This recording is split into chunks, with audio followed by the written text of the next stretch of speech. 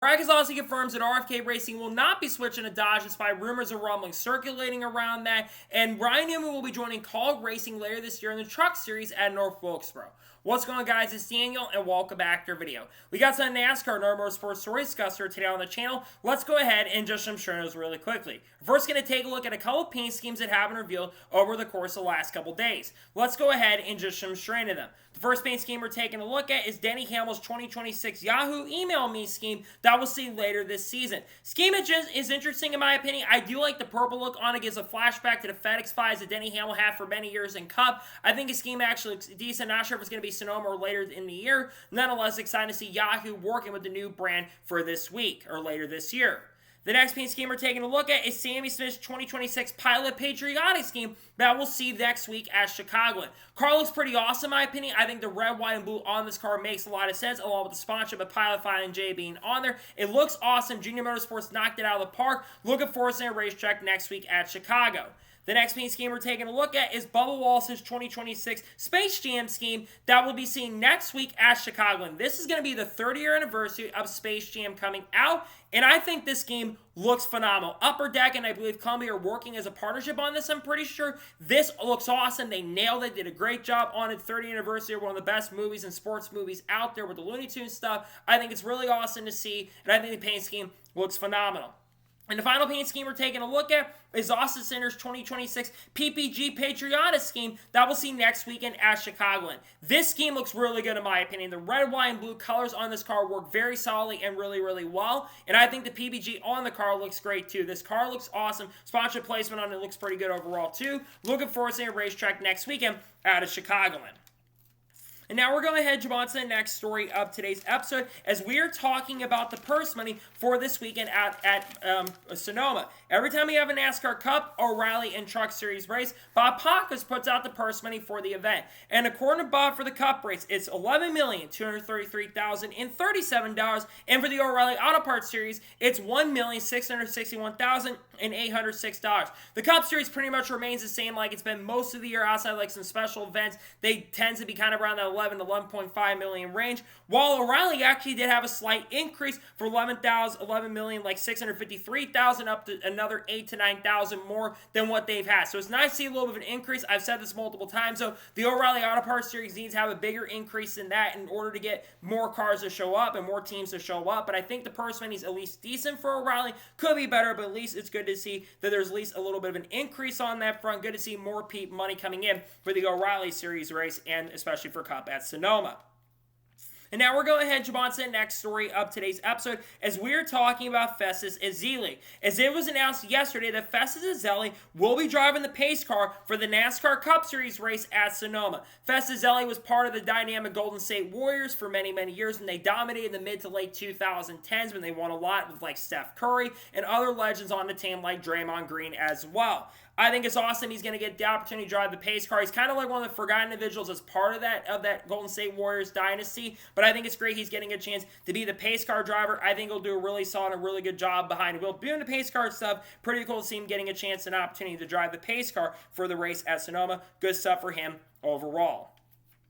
And now we're going ahead and jump on to the next story of today's episode as we're talking about Josh Bilicki. As it was announced yesterday that Josh Bilicki will be driving number 66 for Garage 66 next weekend in the NASCAR Cup Series race out of Chicagoland. Josh Bilicki's made a few starts so far in the Cup Series here. Of course, he runs full-time in the O'Reilly Auto Parts Series for SS Greenlight Racing, but he's had some okay runs in this car, but most of the time this car, let's be real and honest, is generally either the slowest car or the second slowest car in the field, and I am expecting more than likely that he is probably going to struggle a little bit more just because the car isn't that fast and really, really strong. I think Josh is a talented guy, don't get me wrong, but you got to look at the car he's in, and the car he's in is not a really strong car at this point. So nonetheless, it's a great opportunity for Josh, though, to be back in the Cup Series again. I think him being full-time Cup down the road is something that could absolutely work in the near and not-so-distant future. We'll see how things work on that front down the road again. Like I said, a really strong opportunity for him, and good to see him getting a good chance, because I hope he can do a really good job next week at Chicago. It could be a good opportunity. We'll see how things go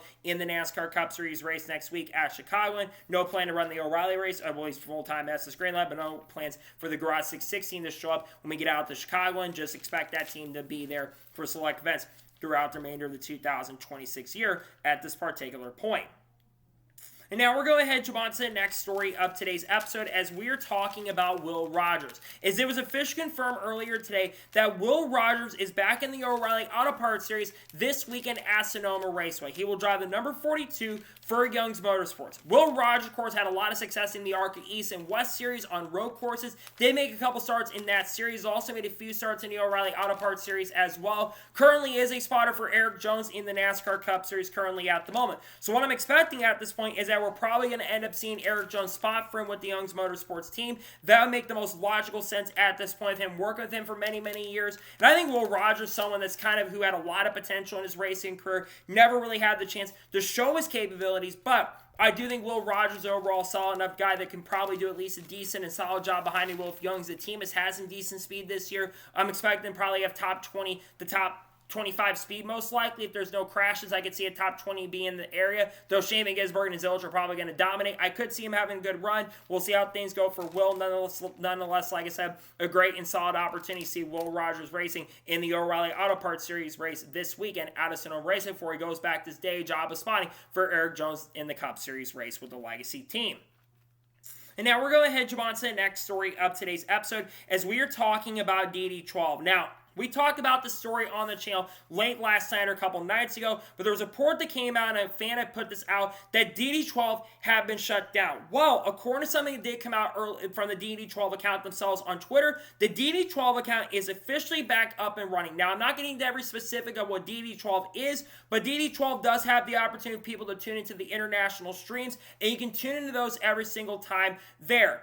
I think it's an interesting website nonetheless, and I think there's a lot of people who use it because, of course, the cost of cable and all that stuff come into play. And again, it does cost a lot of money for cable. It costs a lot of money for subscriptions and all that stuff. And with the economy being very inconsistent, not that great at this particular point, we do see a lot of people use things like DD12. So interesting to see it back up and running. Glad to see it's back up for people that want to use it. And there will probably be a lot of people using. A lot of people on Twitter were definitely sad about the news. And I know a lot of people do use that for international streams, so don't have to see commercials. Nonetheless, good to see DD12 officially back up and running for people to tune in and use at this point. And now we're going to head on to the next story of today's episode as we are talking about Lime Rock Park. As they announced yesterday that Lime Rock Park is officially opening the garages for all general admission holders effective that weekend. Meaning that if you buy a ticket for the NASCAR Craftsman Truck Series race, and I believe the ARCA Menard Series race will be taking place during that same weekend as well, you will be able to go into the garage and will get infield access as well. This is really, really awesome to see for multiple different reasons. Number one, allowing the fans who buy tickets to go into the garage is a thing we see with like the NHRA. We kind of see it a little with IndyCar, though they still require passes, I'm pretty sure. But passes are usually very, very cheap. IMSA also will let you go in the garage, I'm pretty sure, and it doesn't cost a lot to get into the garage.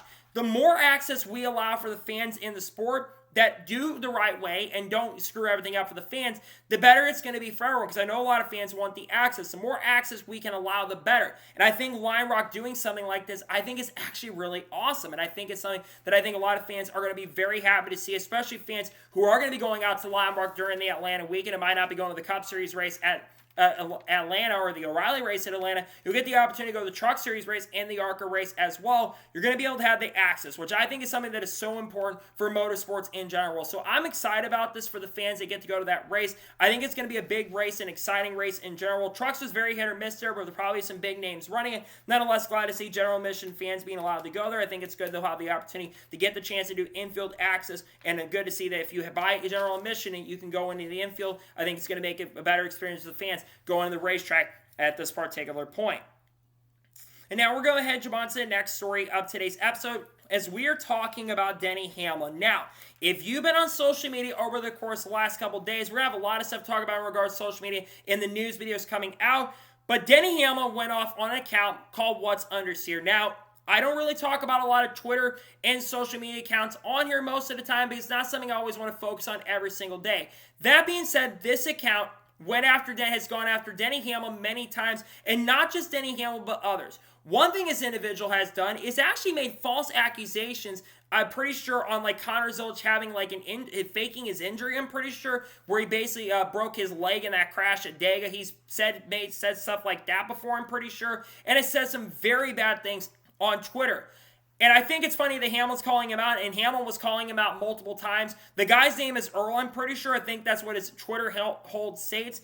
I'm not a big fan of this individual. He's got like a lot of burner accounts on top of that, regurgitating some of the same old crap every time. Not a fan of that account. So when I see people like Hamlin calling him out, because I think a lot of people need to call this guy out, because I think let's be real, I think the individual behind the account is a moron and idiot. He should probably focus more on dirt racing at this point, because I think that's the main thing he should be focusing on at this point. Not a big fan of the guy. Nonetheless, glad to see Hamlin calling him out. I thought it was funny, basically telling the show his face at this point. I thought it was a funny little thing he said, and I think it's kind of crazy. We got drivers calling this guy out, but there's a lot of people in the industry that are not big fan of this guy. He's said a lot of bad things about me. He said bad things about many in the industry. Basically went after like a thread I had on SBG, made like 4 tweets in response with the same regurgitated stuff. Some of the stuff that just doesn't make any sense that he says, and will just tweet utter nonsense. So that guy needs to get off Twitter. Not a fan. Kind of funny, Denny Hamlin calling him out. I think it's kind of hilarious that he called him out on Twitter. I thought that was kind of a little funny thing that he did overall, in my opinion.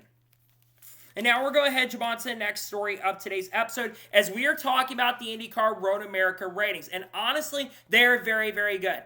As reported by Fox and Adam Stern as well, on late Wednesday evening, according to them, Fox averaged 1.803 million viewers for Road America, which is up 131% from the race in 2025.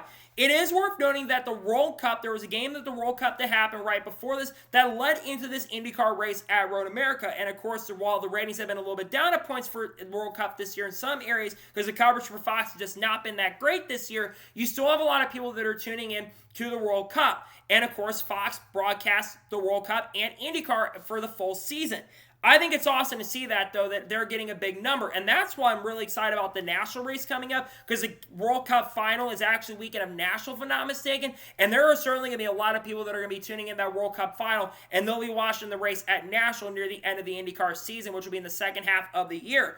There's been a lot of excitement, though, for IndyCar. I thought the racing was interesting. Racing was kind of there. It was interesting, kind of crazy. A lot of caution and stuff ended up happening. Kind of felt like a NASCAR race in a sense. Nonetheless, though, in regards to the ratings, I think it's a huge thing to see that a lot of people tune in IndyCar. I think IndyCar racing is better, especially than Formula 1 at this point. I think something like this is awesome. I think it's good that we're getting good ratings for IndyCar. I think IndyCar deserves the best ratings that they can get at this point. Hope we continue to see the increase in ratings going forward in the future for IndyCar, and I hope we can get more people tuning in, because I think these drivers deserve to be superstars. How much Fox pushes IndyCar right now, I think the ratings can be better, and I think it's solid ratings they've got for this week. Good to see a lot of people tuning in to the IndyCar race from this past weekend out at Road America. And now we're going to head on to the next story of today's episode, as we are talking about Felix Rosenqvist, as it was officially announced and confirmed yesterday morning that Felix Rosenqvist, as reported by Marshall Pruitt initially, will not be returning to Meyer-Shank Racing in IndyCar in 2027. The 2026 Indy 500 winner is now officially a free agent for 2027. There's a rumor circulating around this, obviously a lot of talk and conversation around it, and many people have begun speculating that he was going to be leaving for greener pastures in 2027.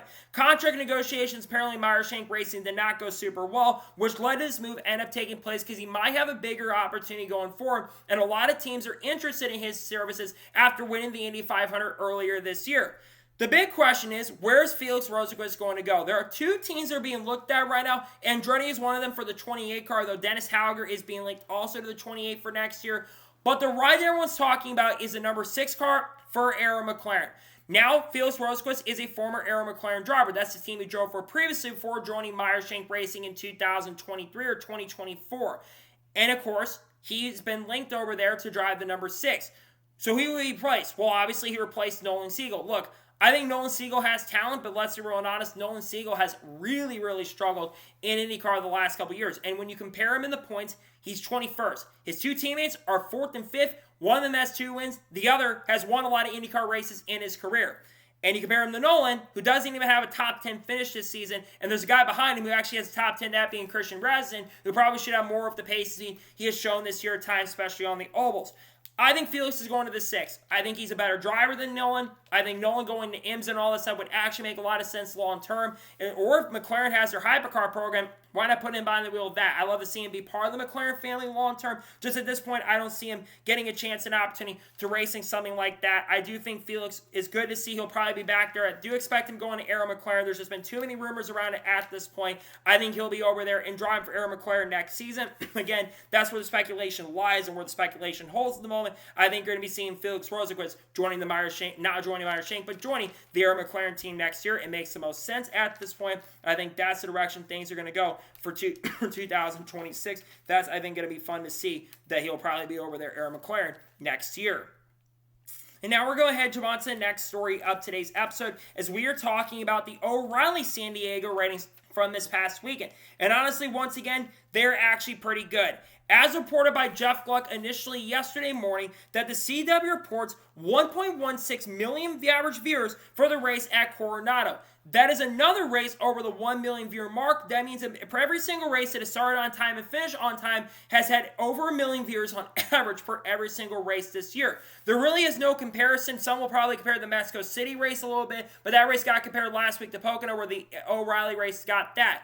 It also needs to be noted that that is the average viewership across the 5 hours. Reminder, the O'Reilly Auto Parts Series race lasted a very long time. I think it lasted over 5 hours, along with the 2 red flags that happened for the manhole cover. And then, of course, on top of that, you had the situation where you had the wall got destroyed and nearly went up to darkness in the O'Reilly Auto Parts Series race, which was definitely a big surge. Why people thought the Cup race is going to go 5+ hours minimum, because of how long the race was. Luckily, the Cup race only lasted 3.5 hours, which is actually not that bad, an average Cup race. But I think for O'Reilly, those numbers are pretty good, and I think to have over 1 million on average is good. You've got a normal base that's tuning in every week, and you have a lot of people that love the O'Reilly Auto Parts Series. I think the racing in that series is really good. You had a really solid, interesting finish in O'Reilly. Though the race is a crapshoot on its own, you had a cool moment with Austin Hill picking up the win and getting Rich Schultz Racing's first win since Kyle Busch's unfortunate passing. Very difficult time for that team and organization. Nonetheless, I'm excited for them. Congratulations to them on picking up the win. Again, I think the ratings, again, are very, very solid for this week. It's good to see the O'Reilly Series continuing to get the best ratings that they can. That's what we're hoping for, is they can continue to grow as a series and grow the product over there. I'm happy about that. I'm glad to see that. And like I said, pretty cool and awesome to see that that is going on where basically that happened. Congratulations to them on having over 1 million viewers once again for the O'Reilly Auto Parts Series race this past weekend out of San Diego. I think that's a big dub and a great step for that series to see more people tuning in to the event. Just awesome and good stuff to see overall, in my opinion. And now we're going to head on to the next story of today's episode as we are talking about IROC. As it was announced earlier today, and we talked about on this channel earlier today as well, that the IROC Series will be joining as a support series race for the IndyCar race happening in Washington, D.C. Among the name of drivers that will be competing in the IROC event in Washington, D.C. are Jeff Gordon, Rusty Wallace, Kurt Busch, Bobby Labonte, Bill Elliott, Tony Kanaan, Elio Castroneves, and, of course, Dario Franchitti. Those are the 7-8 drivers that have been confirmed up to this point, though I would expect there are going to be more names tuning in. Maybe Scott Borchetta shows up. Maybe find a way to get other guys behind the wheel. Now, this race will happen, of course, for the IndyCar race takes place about a month and a half from now at this point. This race is expected to be a major event. I know a lot of people have their thoughts on, like, the government and all that stuff currently at the moment right now, but I think having an event like this in the Washington, D.C. area, I do think is actually a really big deal. And having NASCAR drivers, former NASCAR drivers coming out and racing is great. We all know that some of these guys are also racing in the race at Laguna Seca, which is happening, I believe, the week before the Freedom 250 is going to take place. Among those is Kurt Busch, who also is racing the Le Mans Classic in about a week or so in early July during the 4th of July week. And also others like Bobby Labonte are competing in that. I'm pretty sure there's some other big names racing in that. But Kurt Busch also competing in that IROC race. The last time we ran IROC course was at the 1010s Motor Club last year, where, of course, earlier this year, I should say, where Kurt Busch ended up picking up the win and picking up the victory in the race, holding off a hard-charging Jeff Gordon. If I'm looking at the favorites going into the IROC event, I think you have to look at Jeff Gordon and Kurt Busch being the favorites. So Bobby Labonte could be a sneaky pick. Bobby Labonte, of course, did look somewhat competitive in some of the modified stuff he's been doing. He's been racing a lot in the last couple of years. And I think him having a chance could be something to watch, because I do think that Bobby is still got it at this point, even though he's in his early 60s at this point. He did show capabilities and modifies and did have some good runs in the IROC Series over the course of the last couple of years. And on top of that, you've got Elliot Cashinevas, who just recently raced in the Indy 500, though fell the race early. I'm pretty sure had some mechanical issues near the end of the event, if I'm not mistaken. Then, of course, you have like Dario Franchitti, who just ran earlier this year at St. Pete in the truck race and did a really solid, a really good job behind the wheel. You got Tony Kanaan, who's a principal over there with Arrow McLaren. And then, of course, like I said, you got Rusty racing for the first time in a long time. Excited to see him run the IROC event. Don't think he's ran an IROC race at this point, but I just think it's exciting that they're going to have some stuff like this. Pretty cool that IROC will be racing in Washington, D.C., joining as a companion event. I think that's some exciting stuff for sure, like I said, and pretty cool that the IROC series will officially be competing in Washington, D.C. It's going to be an awesome, really big event. I'm excited for this event happening in Washington, D.C. I know it's a disagreement that some will have with me, but I think it's good that IROC will have the opportunity and shot to race in Washington. Pretty big stuff on that front overall for that, in my opinion.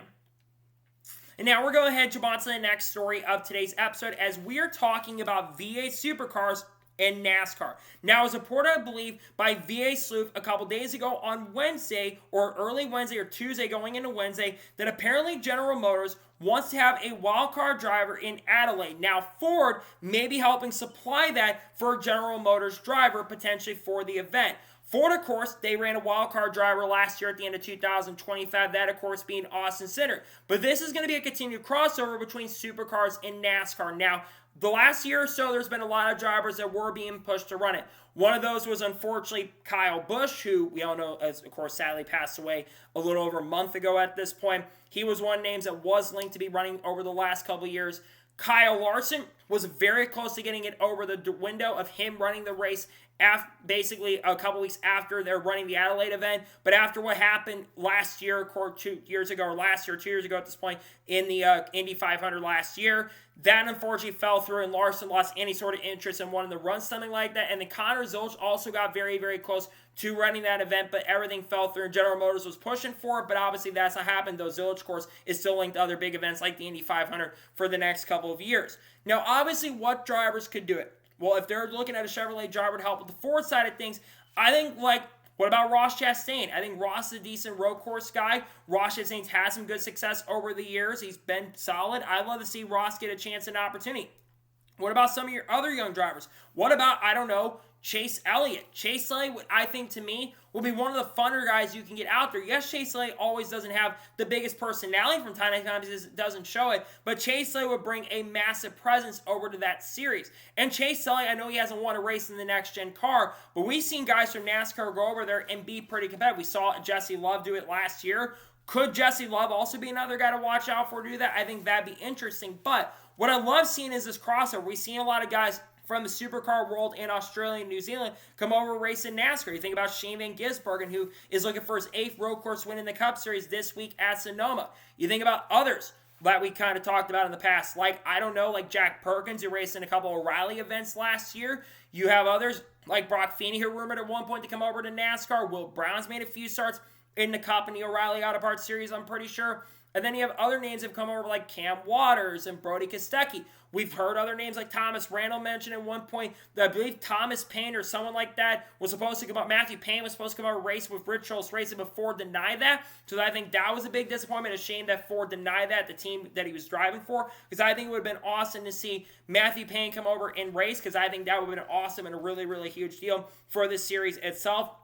I'm just interested again to see, though, who they end up choosing for this, because I think it could be a really big event, and I think it'd be something that could be really fun for everyone to tune into, because I think the Supercar Series puts on great racing. Yes, they have a controversial championship, which a lot of people like myself are not the biggest fan of the championship right now that they have at this particular point. It'll be interesting, like I said, to see who they end up choosing for it to get behind the wheel. I think it'll be interesting on that front. Nonetheless, a big story to keep an eye out as we get closer to the next months. We'll see who end up choosing. Maybe we'll get like Brad Keselowski or like Noah Gragson or someone like that. We'll get to Noah probably in the next video. We'll talk about his controversy, Kevin Madison, a little bit. Nonetheless, I think it's interesting stuff and kind of a big deal that that is going on at this particular moment and particular point as well.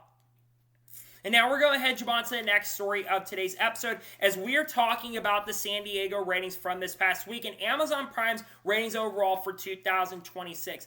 As reported by Adam Stern, yesterday, he reports that Prime got an average of 2.28 million viewers for the NASCAR Cup Series race at Nail Base Coronado. That includes a big data in the panel they use. NASCAR's numbers that they use for the old school is like 2.1 million. I'm going off the big data, going off what Amazon uses. I really don't care what NASCAR says about their ratings. But that number, we'll get to that in a second. We'll now focus on the other number, is their overall number for the year. Prime averaged 2.29 million viewers in 2026 across all 5 races this year, which is up 6% from 2025. Really got around that 7-8% average for the most part from 2025. That, first of all, is a nice size increase, and the increase many like myself were expecting from year 1 to year 2 kind of falls how the NFL was, where basically they kind of got about a 7-8% increase every year, and they're now getting really strong numbers. NASCAR at a smaller scale than that, but if NASCAR can every year go up 8 to 10% every year, you're going to have a bigger trend. You're going to go from like 2.29 million up to 2.5 to 2.6 million for the average of the year. Then you go up to like 3 million, then 4 million, and all that stuff down the road, which could lead to NASCAR growing. I think Amazon Prime is helping in a lot of areas. Looking at the number for Coronado, though, that is bigger than the race in Mexico City. That's actually up about 8 or 9% from the race in Mexico City, where I think that race got 2.1 million. This race got nearly 2.3 million. And, of course, it was about a 3 to 4 hour venue, include the pre-race stuff, which that was up this year. And the average age, of course, all across the board for this year's Amazon coverage was an average of age of 57, which is down 5 years compared to what it was, where basically it's like the average age for Cup race is 63 to 64 years old. This was 57. You had a younger audience watching. All the categories NASCAR was going after this year were down, which basically were less, which is something you want to see. You want to see less years on people, not more years, because the less years you have, the bigger your audience is in that younger demographic. But I think having almost 2.5 million is a big deal. It would have been awesome if 3 million people tune in, but I think Prime nailed it this year. I'll be interested to see, because actually they got pretty much the same amount the FS1 got this year, which I think shows that if you had a more race on Prime than on Fox, you would have better ratings, and you would also have better racing in general to watch. So I think this is exciting stuff in general. I think it's great that Amazon Prime is getting some pretty good ratings in general to nearly have 2.3 million for the Prime race at San Diego. I think that's a big dub, and I think that's a big win. And Prime's rating this year in general were pretty solid in general, so I think that's good to see, and pretty happy that we nearly had 2.3 million people tune in. I think that's awesome, and I think the numbers for this week were pretty good. Yes, the IndyCar Series got a little closer this week, but I think having nearly 2.5 million people tune in is a solid number overall, in my opinion. And now we're going ahead to move on to the next story of today's episode, as we're talking about Ryan Newman. Now, we talked about the story on the channel in the morning on Wednesday, but it's officially announced and confirmed from Kaulig Racing, our next driver that'll be driving the free agent truck later this year at North Wilkesboro. That driver is going to be Ryan Newman. He will drive the number 25 for Kaulig Racing in the NASCAR Craftsman Truck Series in a few weekends from now, in about 3 weeks from now, at North Wilkesboro Speedway. This will be the first time that Ryan Newman has competed in the NASCAR Craftsman Truck Series since 2018 at Eldora. I believe he had a top 10 or top 15 finish in that race. This is also the first time that Ryan Newman has competed in NASCAR's top 3 divisions since 2023, where he ran 4 to 5 races for the Ricker Racing organization and drove the number 15 car in select events. This is really exciting stuff. Now, Ryan Newman, of course, for many years was associated with the Dodge branding. He, of course, had a lot of success with Dodge. 13 of his 19 or 18 career Cup Series victories came with Dodge, including an A-win season all the way back in 2003. He, of course, during that time also won the Daytona 500 in 2008. And won some big events in his racing career, including multiple wins at Dover, including 2004, and also picked up one in Michigan in 2004 at Penske. Then, of course, he won a lot of races. O'Reilly had a 5 to 6 win season in the O'Reilly Series in 2005, and that number 39 car had, I believe, either the most wins or second most wins during that year, and just had a dominant year with the Penske branding. So Ryan Newman being associated with Dodge, there was rumors from the Ramming his racing show that was very likely going to happen, and I'm super excited about this. Ryan Newman racing in NASCAR competition, the Truck Series especially, I think that's an awesome and a really big deal. Now, what are the realistic expectations for Ryan Newman going into this race? Realistically, I think Ryan Newman can contend for a top 20. I think that's what the expectation should be. I think that's where the Kaulig team is kind of at right now with their performance. They are getting better. They've shown top 10 speed a lot more. Brendan Butterman Queens had some good runs in the road course this year, and I'm expecting him to get better on the short tracks. Justin Elliott's had some solid runs this year in the number 16 truck, and Corey LaJoie at times has been a top 5 to top 10 threat and had top 5, top 10 speed earlier this year out of San Diego and was one of the faster trucks in the field. And I do think that these trucks will eventually get to that level. But realistically, I think top 20 should be the goal. It's kind of where this 25 truck has ran a lot this year, but there's been a lot of big names who've also gotten on the wheel of this 25 truck throughout the 2026 year. Obviously, the big one is Tony Stewart, who ran at Daytona. We saw Ty Dillon race that truck a couple times. Corey LaJoie before going full-time 10 after Daniel Dye got suspended and definitely got removed from the Kaulig team. We saw LaJoie take the 10, drive the 25. We've seen AJ Allmendinger make a few starts in that truck this year. And a couple times at Kaulig. We have also seen some other big names race, like, of course, Connor Daly, who's going to drive at IRP. We've seen Clint Boyer, Jamie McMurray, Parker Kligerman's made a few starts in the number 25. Carson Ferguson's made a start. And there's some other names that I would expect that are probably going to get behind the wheel of that number 25 throughout the year. Could we see Casey Kane come out of retirement and race? I know he's been mentioned as a potential candidate with the team. He drove with Dodge for a long time, got his big Cup Series opportunity with the Everhand organization, which, of course, they were with Dodge a lot of the time up until the end of 2008, which then they sold that off to Richard Petty Motorsports, or the Richard Petty Enterprises. Then they merged in 2009 at that time, and they became Richard Petty Motorsports, and Ray having no ownership stake, and George Gillette having partial ownership stake in the team, but then leaving not much after, then leaving the ownership stake. Andrew Mercer became a higher up with the team and program. But I think when you look at Dodge, and we're going to get to rumors around Dodge in the video coming out tomorrow and later today, but I think in regards to Ryan Newman Racing, I think him being potentially a Cup guy down the road, if Kaulig wants to run a third part-time car, it would make a lot of sense at this point. But I'm super pumped about this. I think it's awesome that Ryan Newman is coming out of retirement to race in NASCAR once again. I think he's going to bring a lot to the table. I think he's going to be a fun driver to race this event. And I'm just looking forward to this for him because I think he brings a big pedigree to the sport, brings a lot of that initiative that you're going to be looking for. And I do think in general it's awesome and exciting to see that Ryan Newman is officially coming out of retirement and racing a little bit down the road in North Wilkesboro. I'll be interested to see who else he end up choosing for that truck going forward into the future. And now we're going to head on to the first of two major stories in today's episode as we are talking about AM Racing. Now, we talked about the story on the channel late last night going into the early morning. But it was reported by Sydney Hellebeck, I'm pretty sure does a lot of legal stuff for racing and motorsports in general. She reports that AM Racing is suing Sigma Performance Services, this SPS racing organization. They're suing off the chassis and the name rights, and they're wanting them to stop using her name on their stuff going forward. Let's get a little bit of a flashback to everything that kind of happened. So at the end of last year in early October, Sigma Performance Services and AM Racing entered a purchase agreement where AM Racing will be selling off their organization. It will be selling everything out to Sigma Performance Services. The AM Racing people, the higher ups, Wade Moore, and people part of that like the Souths, were going to be part of the ownership group over at SPS Racing. And that purchase agreement was going to go through. They were going to have one or two cars. Daniel Dye was expected to be potentially a full-time guy with the team, though we end up being part-time with the organization, while, of course, Nick Sanchez was going to be full-time with the team for 2026. However, just weeks before the start of the 2026 season, that deal fell through. We didn't really get any of the details on exactly everything that happened, but Sigma pretty much backed out. They are still around, though, of course, in the ARCA Menard series with Daniel Dye, select events, and others who drive for the team, like I think Landon Huffman or someone like that has driven the 24, who I think, Connor Hall, drives the 24 from time to time with the Nice organization, and they have a Ford affiliation. They, however, would keep Nick Sanchez with the team and program. But SPS has sponsors in place beyond that car throughout 2026. Those sponsor deals fell through, and when Daniel Dye got suspended from NASCAR and from Kaulig Racing, let go from the team, everything fell through for AM Racing, and they pretty much got rid of everything, and they did not show up starting at Rockingham Speedway, which meant that Nick Sanchez would be out of a ride. They did not test at Chicagoland.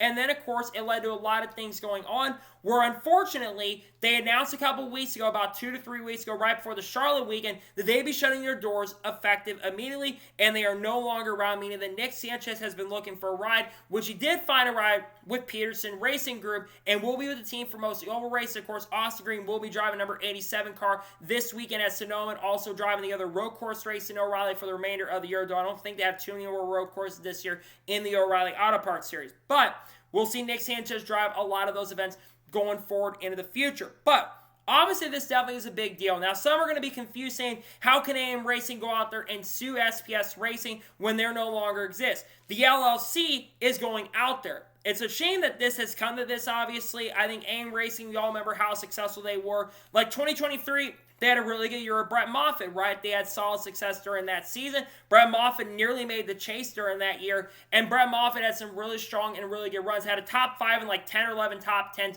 during that year. Then 24, this is where things kind of went downhill. They brought Haley Deegan in to be a full-time driver for the team and program, and with her only having 4 top 20 finishes all year, and the team feeling like they didn't really know what was going on in 24 and running around like their chickens with their heads cut off, they struggled all year. They fired her halfway through the season. They fired the crew chief, Joe Williams, and on top of that as well, they brought a bunch of Cup guys in and only got 2 top 10s with Joey Logano, who nearly failed to qualify for one of the events at Watkins Glen. Then 2025, they bounce back. Harrison Burton has a really solid year with the AIM Racing team, finishes in the top 12 points, has an outside shot of making it in the top 8 in points, and he does a really good job there. And when we heard Nick Sanchez, of course, we all thought Nick Sanchez would be with Big Machine Racing for 2026 again. We heard that basically at the Kansas Week, a race that I attended last year. But of course, with that organization, they had everything fall through. Patrick Sarapoli ended up taking the seat full time, and Nick had to scramble to figure out what he's going to do, and all thought he'd be with Spire. Unfortunately, Spire did not field an O'Reilly car like it was rumored and talked about at the time. We also found out that Team Penske Associates were talking to AIM Racing and getting involved with Nick Sanchez. I had heard rumors around this from people on social media that were talking about this rumor, and the fact that there's a lot of truth to that rumor tells me there was a lot going on behind the scenes to try to make that deal end up going through at this particular point. It is a shame that things have gotten to this point, though, where we have a legal battle going on. I mean, you got a lot of legal cases going on. You've got the big Spire and Joe Gibbs Racing lawsuit going on with Chris Gabehart being involved. You had the Lane Honeyman and the Nitro scandal not too long ago. You've got other lawsuits going on behind the scenes. And on top of that, you had the legal stuff with the Busch family not too long ago where they won against an insurance company, Pacific Life, if I'm not mistaken. And then, of course, you had the big lawsuit between NASCAR 2011 and Front Row. And I feel like as time goes on with like charter stuff and these sales and these team things that don't go through and things don't get finalized, we're probably going to be seeing a lot of lawsuits like this over the next 5 to 10 years. I think the big lawsuit with NASCAR 2011 Front Row is going to lead to a lot more legal stuff in the future down the road. So it'll be interesting to see how things play out long-term in regards to stuff like this with like Sigma, how things go through, what damages are going to be brought in, and what other individuals are going to get involved. Nonetheless, it'll be interesting to see how this legal case ends up proceeding at this point, and I'll be interested to see how things play out for sure. Nonetheless, a big deal. We got a lawsuit out between AIM Racing and Sigma Performance Services at this particular moment in time as well. And now we're going to jump on to the next story of today's episode as we are talking about RFK Racing. Now, we talked about a little bit of a rumor on the channel a couple days ago. There was a rumor circulating around Dodge and RFK Racing. This all started from something that came out from the Roush Manufacturing Company that does have association with RFK Racing. And it sounds like they are going to be working with Dodge and building a new Ram, a new performance Ram, mind you, starting for 2026. That is going to be coming sometime this summer. And then on top of that, with the Dodge news that came out earlier today, there were a lot of people speculating that Dodge was very likely potentially going to be working with RFK Racing for 2027. However, it looks like that is not going to be the case, as Brad Keselowski has written a statement earlier today denying all the rumors going on. As Brad Keselowski says, and I quote, he says, "For those asking, RFK Racing has a multi-year agreement with Ford and a commitment from their leadership to return the program to a championship contender. Any speculation elsewise makes for great internet talk, but it is not based on anything real." I'm glad to see that Brad is clearing this up. Obviously, something I kind of talked about on the channel. I'm glad that Brad pretty much cleared that up. It needs to be noted that Rowdy Manufacturing and the Roush and RFK team, while they are associated with each other, there is a lot of that things where they're separate on the Rowdy Manufacturing stuff. It is also need to be known, I think it was Nathan Kiani on Twitter who put a video out about Jack Roush talking about 20 to 21 years ago. They actually helped design a Cummins Dodge many years ago for the Ram stuff. So they do a lot of things different. Also, they do have association with Oldsmobile, and they help a lot on the IndyCar side with Oldsmobile. They have done stuff with other manufacturers. But I think a lot of people, when they saw that thing with Dodge and all that stuff in the news with Dodge potentially coming back next year, I think a lot of people like myself thought that that certainly was going to be a possibility. But Roush and the RFK team have been associated with Ford for a very long time. It makes a lot of sense. Though I will say, though, I remember a few years ago, back in 2022, when there was a lot of talk of Dodge coming back then, there was a lot of talk that Dodge was talking to RFK Racing. We got a report from Adam Stern back in 23 when the deal fell through at the time that Dodge, they were talking to RFK. Now, RFK Racing also at the time was talking to Honda at the point when Honda was trying to get in, but they were talking to Dodge with RFK. But you also remember one big thing, Roush Yates engines. If they were to leave Ford and go to Dodge, you would have a major issue with the Yates stuff. But there's a lot of talk about Ford's commitment in the sport. Obviously, there's a lot of questions around that. They don't really have an O'Reilly Auto Parts Series program. Sure, from time to time, you have like the RSS Racing Team run a car, or Joey Gates Motorsports from time to time will run like a 55 as like a Ford, or they'll have that from time to time. And sure, you have some stuff in the truck series right now where Thor Sport, they've got 4 or 5 Fords. And then on top of that, you've got a couple of the front row motorsports trucks, but they really don't have a development program at this point right now. There's been a lot of speculation over years about Ford not really having committed with any series at the point. Ford in the past, though, has had less association with things, but I think a lot of people we're thinking this too. Because Brad was critical on the Prime broadcast not so long ago after crashing out of Pocono. I'm pretty sure about the fact that they don't really have any good bodies at Ford right now. And they're struggling. I mean, you look at RFK Racing, they've been plummeting in the standings. I know Buescher's still in the top 10 in points. He's been the one shining spot of the RFK Racing team the last couple of months. Brad is outside of the chase at the moment. And Ryan Preece just got back in the chase. To be fair, he would have been a lot higher in the points right now had he basically not gotten that 25-point penalty. He actually would have been like 30 points up, so he would have still been in the chase. But Brad Keselowski's been free-falling over the last couple of weeks, and he's outside of the chase the last couple of events, and I'm worried that that's going to continue because I expect SVG to move up a lot, and I do think others are going to move higher. Well, I just don't have a lot of faith and confidence in RFK and Ford in general right now with their pace and speed. That being said, I don't know how long the agreement goes through. He just says multi-year, so is that a 2-year deal, a 3-year deal? Could that be something down the road that changes? Could we see them eventually go to Dodge? I think that's a possibility. People also look at the fact that when Brad was at Penske for the first years, they were a Dodge team. Brad, of course, won an O'Reilly championship and a Cup championship, mind you. The only championships he's won in his NASCAR career were both with Dodge. His family also for many years associated with Dodge. So I think that's why there was a lot of speculation around that. But I think it's good there's been a lot of things cleared up on that front and on that aspect. Nonetheless, could we see them change in the future? Absolutely. There's no denying that at this point. But when in regards to the Dodge stuff, we're going to get into a video talking about that later today. But obviously, we are hearing a lot of rumors that Dodge might be returning the Cup Series in 2027. The team that's expected to be it is Colleague Racing, but many people thought like a big team could go over there, but for right now, they need a big team. It seems like Roush is like the number one team for the most part. Sure, you have Penske, who's getting stronger at times. Blaney's in the top 5 in points, but Blaney's the only really good Ford driver, strong Ford driver. The Buescher does have good runs from time to time, and actually can be an outside championship contender with the speed he's shown. But I look at Ford, they've got a lot of work to do as an organization, a lot of things they got to focus on. And if they don't want these rumors to start coming up, they better start getting better. Ford has to improve their stuff. I mean, I just look at how bad they've been, and they just don't have a ton of pace speed. Ford only has 1 points win so far this season, and we're coming up to the 18th race of the year. They got to do better. Ford is struggling right now. There's been a lot of talk about the struggles of Ford. Chevrolet, we talk about their struggles, yet they've won a bunch of races. In fact, Chevrolet's almost won the same amount of races as Toyota has this year. They've got like 5 or 6 wins, including 2 for Elliott, 1 for Suarez, 1 for Hocevar, and they've been solid this year, and Shane's got to win this year too. Ford's got 1 win with Ryan Blaney, and Ryan Blaney, their strongest guy, only has 3 top 5s this year. So things do need to improve and get better for Ford, so speculation doesn't grow long term. Nonetheless, I'm glad to see things are cleared up, and good to see that RFK Racing won't be leaving, and they will not be switching to Dodge. They will be staying with Ford and have a multi-year commitment with that group going forward into the future as well.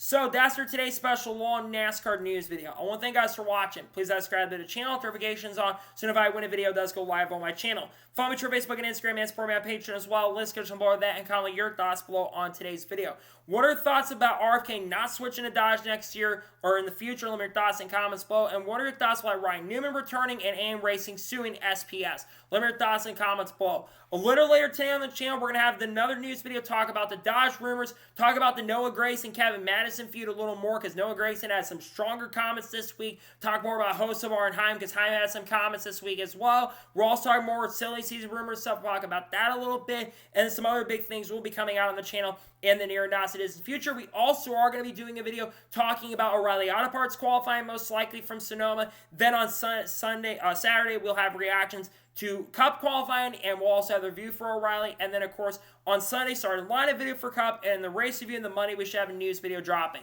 Got a lot of content coming up. People like Haley Deegan, Shaman Gisborne, Carl Edwards, Kurt Busch, Kyle Busch, Bo Wallace, Ross Chastain, Charlie Creed, Sam Merritt, Frankie Muniz, Cletus Barr, and Dodge Ram, Tony Stewart, Case Kinger, Biffle, Brad Keselowski, Corey Heim, Corey LaJoy, Nick Sanchez, Ross Chastain, Corey Day, Bryce Busch, Samantha Busch, all the good stuff. We'll talk about a lot of things on the channel in the coming weeks, along with Carlos and Chase, like Brad Keselowski too. So anyways, like I said, well, thank you guys for watching today's episode. I'll see you guys next time for more great awesome NASCAR content and other motorsports content on the channel like this. Take care, buddy.